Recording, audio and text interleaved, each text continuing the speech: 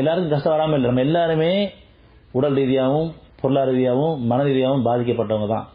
மீட்டு கொடுத்துருக்கான், நன்றியோடு இருக்கும்.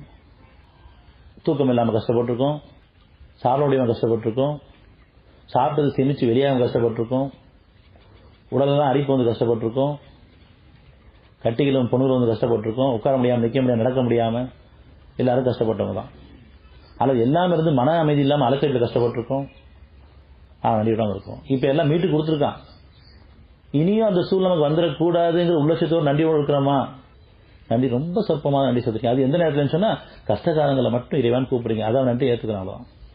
இப்போ உணரக்கூடிய சக்தி நமக்கு கொடுத்துருக்கான் இறைவன். ஏன்னா பல கஷ்டங்களை போய் அவ்வளவுக்கு மீட்டும் கொடுத்தனான் காரணமாக இனி வாழக்கூட காலமெல்லாம் துன்பங்களோ துயரங்களோ கஷ்டங்களோ வரக்கூடாதுங்கிறதுக்காக மீண்டும் மீண்டும் நம்மளை இறைவன் தேர்ந்தெடுத்து அத்தாட்சியில் கொடுத்து வேத விளக்கத்தையும் கொடுக்குறான். கஷ்டங்கள்லாம் நீங்க சம்பாதிக்கிறது நான் உங்களுக்கு கொடுத்தது கிடையாது. உங்களுடைய எண்ணங்களாலும் உங்களுடைய பேச்சுகளாலும் உங்களுடைய பார்வையிலாலும் உங்களுடைய செயல்களாலும் நீங்க போய் ஏற்படுத்திக்கிற கஷ்டங்கள் தான். நீங்க என் மேல பழிய போடாதீங்க. நிச்சயமா நான் அனுபவம் ஏன் பண்ண மாட்டேன். அது யாரும் மறுக்க முடியாது.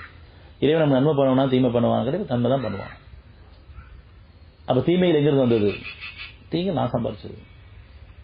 நீங்க இயற்கையோ அல்லது இறைவனையோ பிற மனிதரையோ குற்றங்கள் சொல்ல வேண்டாம்.